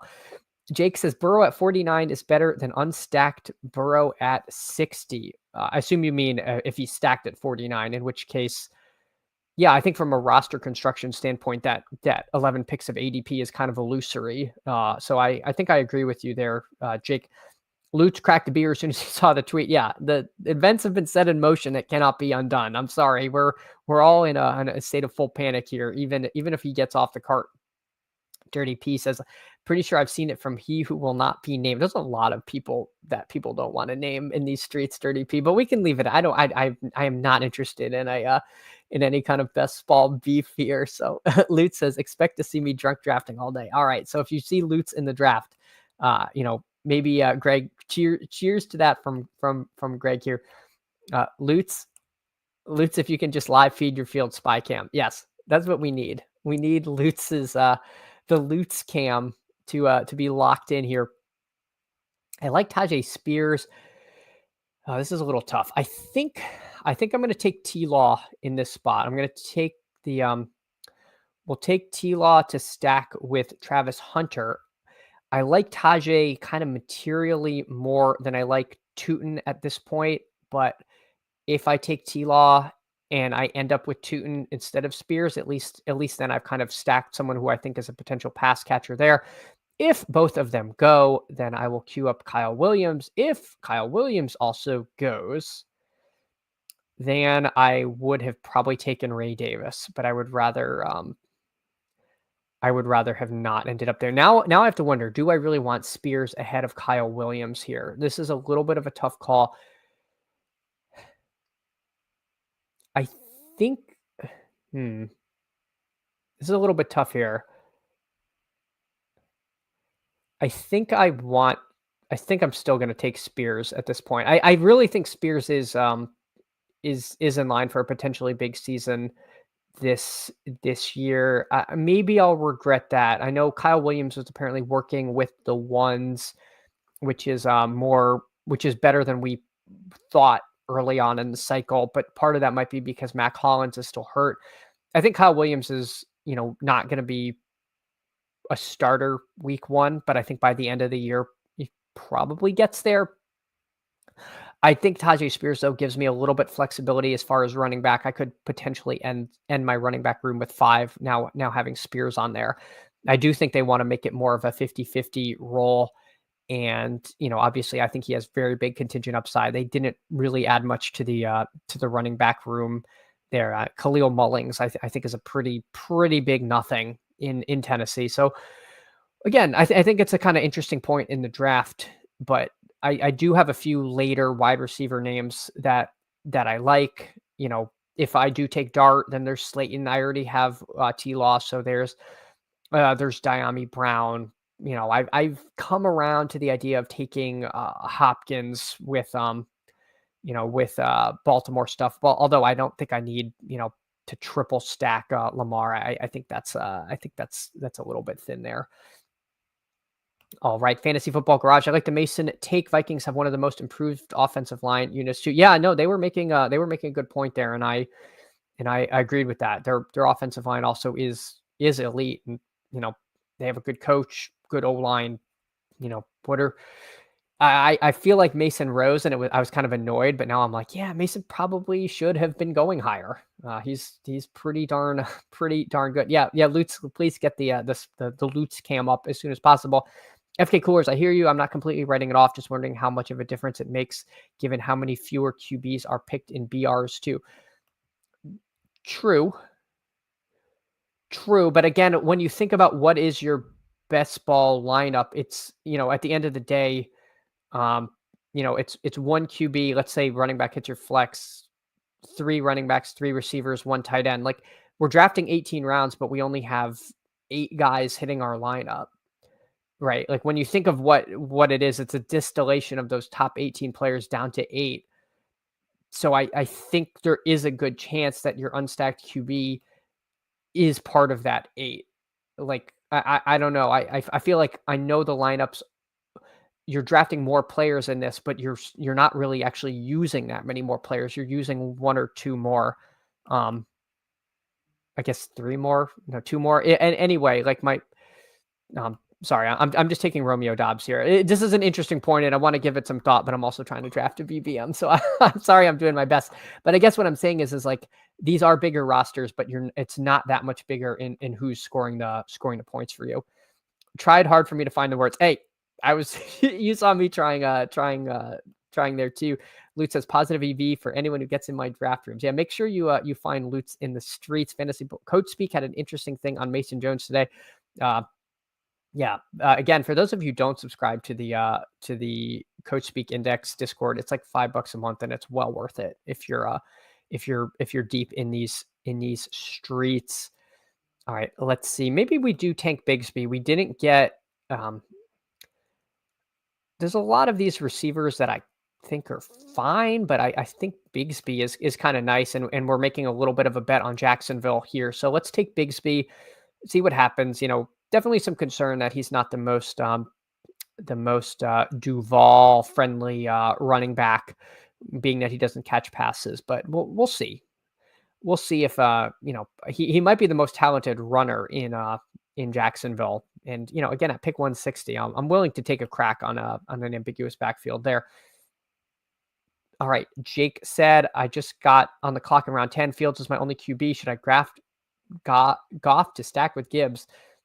Yeah, I mean, I think that's fine. You can always take Isaac Tesla late, or nobody else, and Jalen Naylor goes late. I like Jalen Naylor. I think he's a nice round 18 click. I think he's a guy who you're going to get some early season production, and he was a guy getting some good coach speak. So I don't know, get that week 17 thing going with Minnesota. I guess I have 8 hours to find out what's going on with Fields. Who Aim's excited to get these updates. Love that training camp are finally here. Yeah, it is fantastic. Steve says, I think there's undoubtedly correlation with stacking your QB. So generally doing it is good process, but shouldn't be treated as so black and white. Yep. That's what I'm saying, Steve, is I think people make these rules and then they get boxed into them, and then they ignore like ADP value or just like general changing the texture of your team. So I think that's a good point. It can be done better, and if you're doing it well, you def aren't dead. See BBM 4 winner. 2 of his 3 QBs who were used a lot to get there were essentially unstacked Stroud and Tua with Mostert. Yeah, there you go. I mean, we can't just discount these teams that won because we didn't really like the team. Like I don't know. Again, I think you put it best that it's generally stacking is good, but it shouldn't be black and white. And I think I agree with that. FK Coolers, I totally get what you're saying, and I'm going to give it some more thought as well. Nice. Yeah. I mean, we just don't know what's going to work, right? And so just having these rules like, oh, you have to do X, Y, and Z for it to work, and then we see like, well, the BBM winner didn't do it, but like, well, they probably should have. It's like, well, they won BBM. Like maybe we don't need to do it either every single time. Artman says, I hope Fields doesn't fall too much. I want an even bigger bag right now. Well, you might get your wish. Dirty P says contract year for Naylor. Yeah, those things can sometimes cut a little bit both ways, but yeah, it sounds like Felton is a little bit of an afterthought here. All right, let's see. Let's take a Wandale share here. I think that's fine. We'll have Neighbors and Wandale. You know, Slayton might be a hair more exciting. It looks like we missed out on our Sanders. I think that's fine. I'm going to queue up Jackson Dart. Although I'm going to queue up Bryce Young ahead of Jackson Dart. If Bryce Young is here at 184, I'm just going to take him. But I have to think that Lal Mally grabs him because I don't know why you wouldn't. I know I have the stack, but I mean, Bryce Young is just gotta project a lot better than Dart, even with these giants on the team. And if I'm gonna ramble to you guys about unstacked quarterbacks mattering, then I'm gonna live my truth. I'm doing it. I'm taking Bryce Young. You can't stop me. All right, we're taking naked Bryce Young. Sorry, Jackson Dart. I was planning on taking you. It makes me wish I had taken Thielen. That would have been, nice, but everything is very clear in hindsight. But again, I just will not pass on Bryce Young at 30 picks past ADP on this team. He's got rushing upside of his own, so I'm fine doing that. And maybe Jalen Coker is the last receiver on the team. So for the audio listeners, we've got 3-5-6-2. We've got Lamar, Trevor Lawrence, and Bryce Young, Ashton Genty, Isaiah Pacheco, Jordan Mason, Tajay Spears, and Tank Bigsby at running back. Malik Neighbors, Travis Hunter, Deebo Samuel, Rashad Bateman, Romeo Dobbs, and Wandale Robinson, and a tight end room of George Kittle and Mark Andrews. So yeah, I like this. I like this team. I think this team isn't too bad. Huham says at Steve, super ready for that contest. Oh, I missed something. Huham says, I have something I was looking into for Superflex on drafters that is kind of wild. Looking forward to discuss it. Super ready for that contest to drop. Yeah, again, Huham's also great with the Superflex contest. Steve Huham's and a PPR Tyler, definitely good follows. You should subscribe to all of them on YouTube. If you don't subscribe to Huham's, Steve over on the Fanspeak Network or PPR Tyler, you definitely should. They are really, really strong content creators and all around good guys. Steve says, Huham's looking forward to it. Do you know when the contest is dropping? Huham says by August.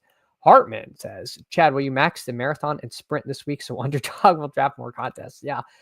I can promise you I'll run some more sprints, but the marathon, I'm not a marathon guy. I'm just not there. I'm sorry. I'm going to treat, maybe BBM, I get lucky and I place in the season long contest, but I'm just not there with the marathon. I'm just not, I almost feel like Underdog should have just left that to drafters and kind of said, whatever, like that's you guys' contest. And I feel like a lot of people who do this treat it that way. Yeah. Who aims? I'll do my marathon on drafters. That's right. People just, they don't want to do it on Underdog. I don't know what it is. But that's where we're at right now. But yes, anyone, it has been an hour and 39 minutes. If you could please like and subscribe, it would mean a lot. I really appreciate it. We're on the road to 200 subs. I was at 142 last I checked. I would love to see it at 143 today, and you could be the 143rd sub. So that would mean a lot if we could. I probably do this and then do one Badge Bros brawl and then get on out of here for the morning. So just so you all know, I will count that down. Again, those are hard. They're six max and they fill fast. So I will, I apologize. I know people like to hop in those, but it sometimes can be a little difficult. All right, let's see. Is Coker still here? Yeah, Coker's here. So, Coker though is a little sketchy because like now Renfro's there, which scares me. You know what we haven't done is I haven't taken much Justice Hill, and I think he actually makes sense on this team as a sixth running back. So let's punt that decision. I don't find myself taking a ton of him, but I think he's actually stackable with Lamar, and in the right game script that could that could be pretty nice there. So let's table the wide receiver decision for a second. I almost think I like Yoshivas. I mean, he's just out there, and they did manufacture a lot of touches for him. I think he's not like the worst click. Again, I worry. I'm a little worried about Coker. I don't know that I like absolutely have to fall on my face to get a stack with Bryce Young there. I think that's fine. It looks like Sanders even went. So let's take Yoshi Voss. I think he's a perfectly reasonable last wide receiver. So this team ends up being a 3-6-7-2. Lamar Jackson, Trevor Lawrence, and an unstacked Bryce Young, together with Ashton Genty, Isaiah Pacheco, Jordan Mason, Tajay Spears, Tank Bigsby, and Justice Hill. Wide receiver room of Malik Neighbors, Travis Hunter, Deebo Samuel, Rashad Bateman, Romeo Dobbs, Wan'Dale Robinson, and Andre Yoshivas. And a tight end room of George Kittle and Mark Andrews. I kind of like this team. I think this team is fine. You could definitely argue that this team would be better if Bryce Young was Jackson Dart, but I might disagree. I think that the Bryce Young naked is fine there, and at the end of the day, I'm probably going to need Lamar to be kind of carrying this team through the playoffs. So I like the way this team came out, and let's see. I'm looking at the chat and I'm getting into trouble. All right. Well, I'll catch up here. Steve says, I usually really like the marathon on Underdog. It's a smaller player pool than drafters, so have a 6-figure prize pool and the best ROI since min prize is double entry. So Steve is in favor of the marathon draft. Who aims? I think I'm going to get one of those SBS 10 packs also. I assume it's some kind of drafters thing. Dirty P asked to draft Wicks. Dirty P is upset with that. It's Yoshi Voswell. I'm sorry, Dirty P. I know you're reassessing your Hertzing lineup, so I hope this doesn't put me into the the alternate or even off the team entirely. Who aims? Hartman, let me know if you need help. I had to go through some hoops. I had an issue with it. All right. Well, all right. Let's hop in a Badge Bros Brawl, and then we will call it a day here. So I'm going to count this down from 5 seconds. So 5, 4, 3, 2, 1. All right, we'll hop in. Let's see what snap filled. So hopefully none of you got underflowed. If you got overflowed, you're not in this room. And I don't see anybody in it. So I'm sorry if people wanted to draft. I tried. I really tried, but these go kind of quick. And again, I have the 4-hole again, which really is tough to draft with because it's hard to chat with all of you and have the board up and make picks that aren't absolutely awful. So we'll see what we can do. All right, Whoham says I couldn't get the on-site thing to work, so I had to go to Coinbase, make an account, and buy the ETH there. Now, the bananas. Oh my gosh, it's not stealing bananas. I know what you're talking about, Whohams. There's a crypto kind of centric contest that you were in last night. Hartman says, Chad, the SBS thing is pretty cool. They'll give you a free first draft to try it. Interesting format. You like to draft the Bengals wide receiver one, so they'll give you their top scoring wide receiver every week, no matter who. Yeah, it's funny. Like a few years ago, I thought of that as a concept. Like if you were really trying to make fantasy friendly to people that aren't really as engaged, than just drafting a team's receiver core or a team's quarterback takes away some of the some of the ball knowing necessary to do it. So I think that's interesting that they've kind of embraced that there. We'll take a Justin Jefferson share in the Badge Bros Brawl. So we'll start with a wide receiver here. Whohames liked his second team that he did there. Yeah, I was watching your stream because I hadn't really consumed any content in that format, and yeah, it's definitely don't want to dismiss it. Definitely could see myself getting into those streets. All right, so we got Jefferson. You know what? I don't do a lot of piss boy stuff in the Badge Bros Brawl, but I'm gonna start with Jefferson Puka here and see what the room can give to us. I'm a little worried that my my running back room is gonna be bad in this format. That I think you really need elite RB, but we'll try. I know Huhames did a zero RB strategy in his team when we did the last one, and he was not happy with it. So we'll see if we can fare a little better in the wide receiver streets. Hartman says, I should be good because I have either Ether and Coinbase, but I appreciate it. I'll hit you up if I'm having issues. Hartman says, I like the teams you built, Who Games. Yeah, I thought your teams in that format were strong. I think I was like doing dishes, so I couldn't like interact with the chat, but I was following along as a famed audio listener. All right, I'm gonna fire up A Chain here. We'll get a running back into the building. If I could get A Chain Jonathan Taylor, I would actually be pretty stoked. If Jonathan Taylor goes, then I guess I'll take Lad. Although part of me feels like Tyreek is a little bit more swingy than Lad. No, let's just take Jonathan Taylor. We'll take Jonathan Taylor. So we've got A Chain, Jonathan Taylor, Justin Jefferson, and Puka Nacua so far. So, so far so good. We did manage to catch up a little more at running back than I thought we could. RC Callum, he takes Bowers and McBride. So he goes double elite tight end in the Badge Bros Brawl. He tries to bully the room with tight ends. I wonder if he's also going to try to do it with quarterbacks. I feel like the person that does this also is going to go double elite quarterback. Let's see if my my little psychology experiment is actually true here or not. Josh Allen is still on the board. Josh Allen would probably be the pick here in case that guy really does do what I think he's going to do. We'll take Josh Allen. So now we've added Josh Allen to the team. We've got 2 receivers, 2 running backs, and a quarterback. We can push tight end until pretty late. So yeah, RC Callum, he takes Lamar. And I'm telling you, this guy's going to take Jaden Daniels. Let's see him do it. When you're good, folks. He takes Jaden Daniels. So the psychology, the amateur psychologist here, hard at work. I will take a Garrett Wilson share. And hopefully it's Justin Fields, but if it's not, then it's not. Dirty P says you can get Joe Mixon like round 10. I'd keep pissing.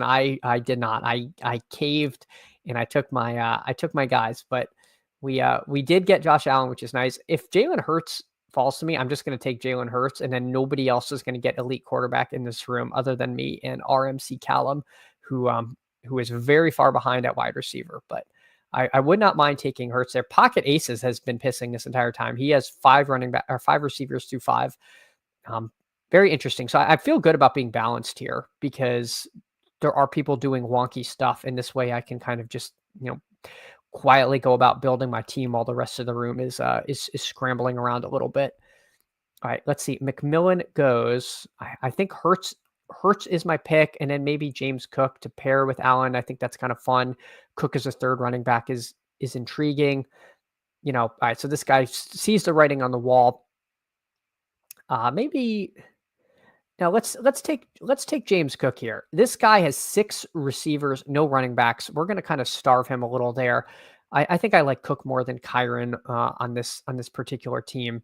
So, Pocket Aces is now, he continues to take like 7 wide receivers. My God, people, I just don't understand it. But you know what? He's having fun. He's having fun. Who am I to judge? I'll take Xavier Worthy.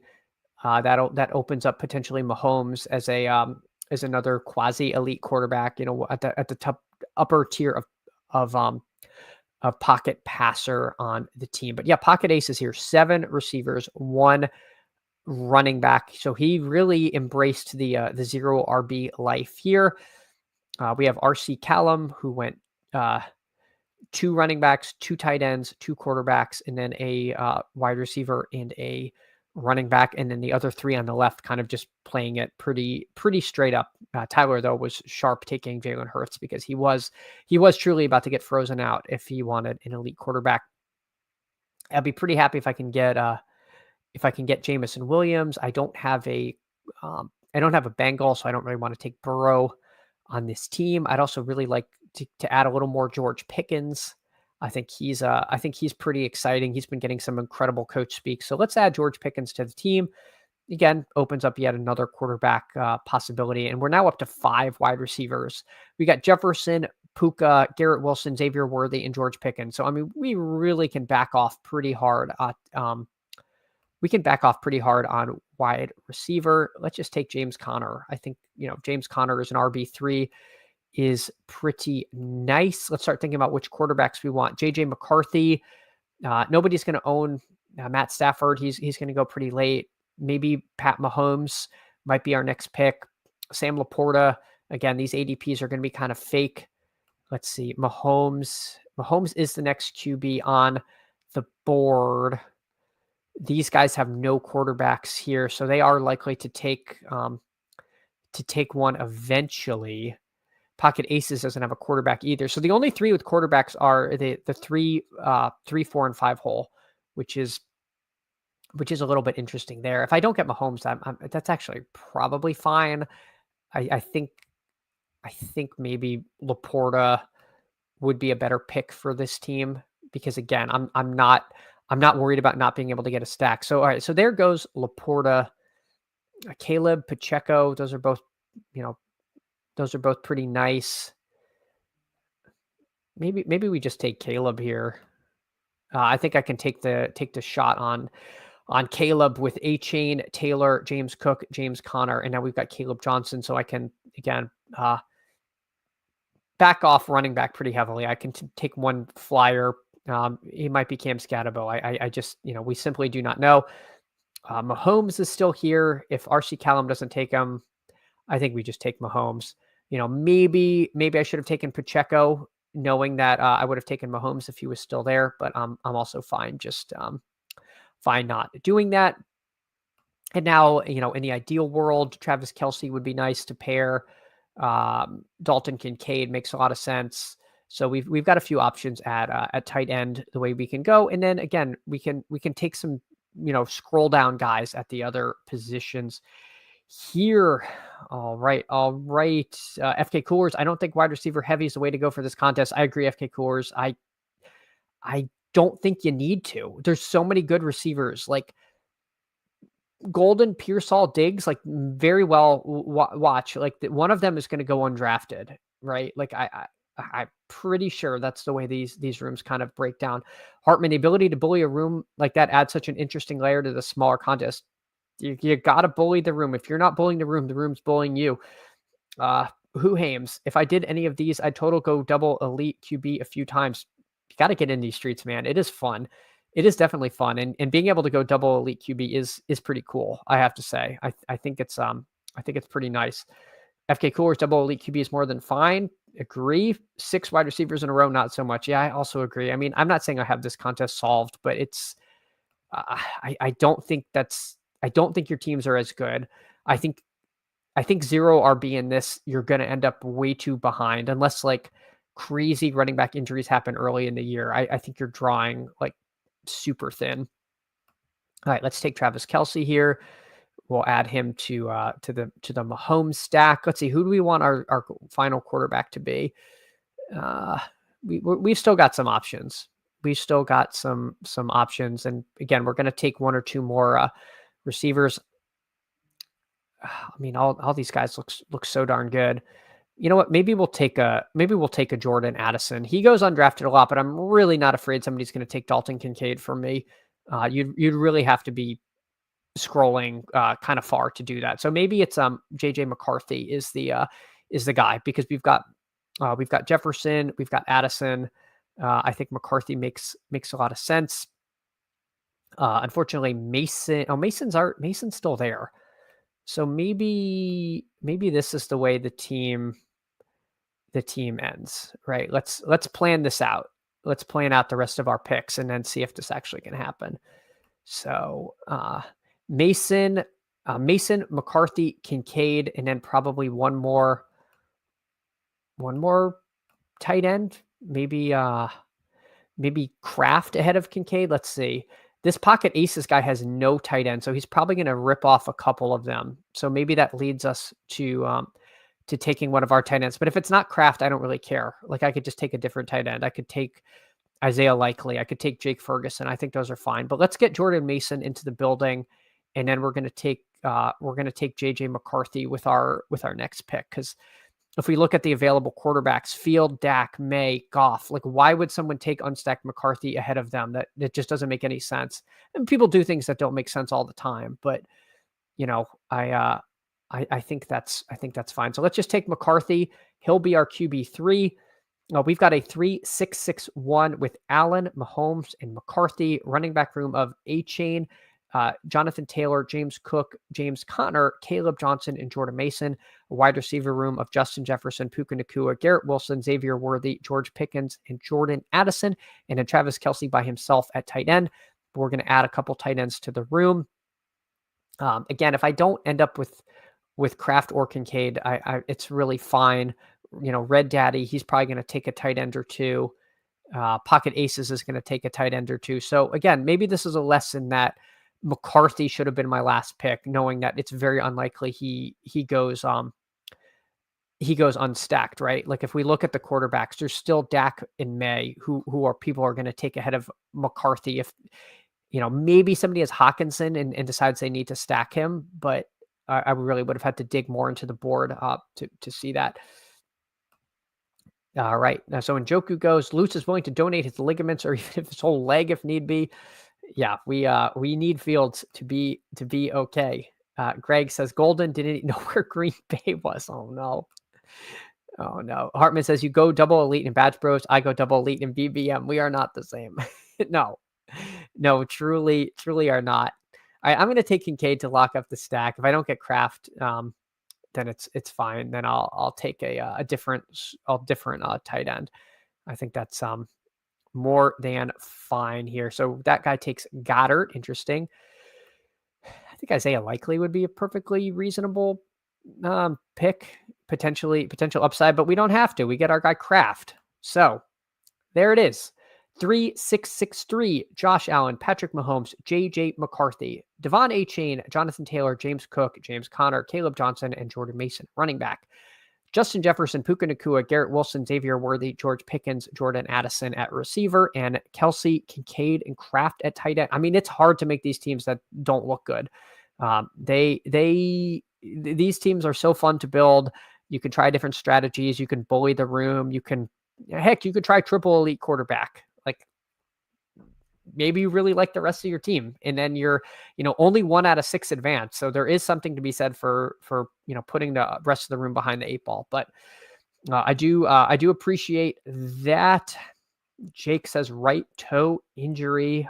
Jake, I don't know who has a right toe injury, but I hope Fields is okay. I'm very Fields focused today. Fantasy Football Garage says fun contest. Yeah, it is really fun. But everybody, on the way out, if you could, please like and subscribe. It does a ton for me. It helps keep this little channel going. I really appreciate hanging out with you. I had a really fun draft with all of you guys. And yep, I will see you on again tomorrow. Okay, yes, Jake talking about Justin Fields. All right. Well, I'll see you all again tomorrow. Let me pull up my exposure. Somebody asked, I feel like somebody asked an exposure question. So let me just pull that up. I know I keep changing the outro, but let's see in BBM. Yeah, BBM we're at 20% Fields through 70 drafts. And then where are we with Garrett Wilson? 22.9%. So yep, that will hurt a lot if that is the case. But yeah, again, running back, I don't know if this is going to impact like Hall. All right, so I'm at about 8% Hall. I think I have more Braylon Allen than I do Breece Hall. Braylon Allen at 14%. So, Justin Fields, I think he is willing to check down to receivers, and running quarterbacks do open up lanes. So it's just generally bad for the Jets offense. So let's hope he's okay. Again, everybody, thanks so much. Hey, FK Coolers, thank you so much for hanging out. Hartman, likewise. Everyone, again, thanks so much for hanging out, and I'll see you all tomorrow. Take care, everyone.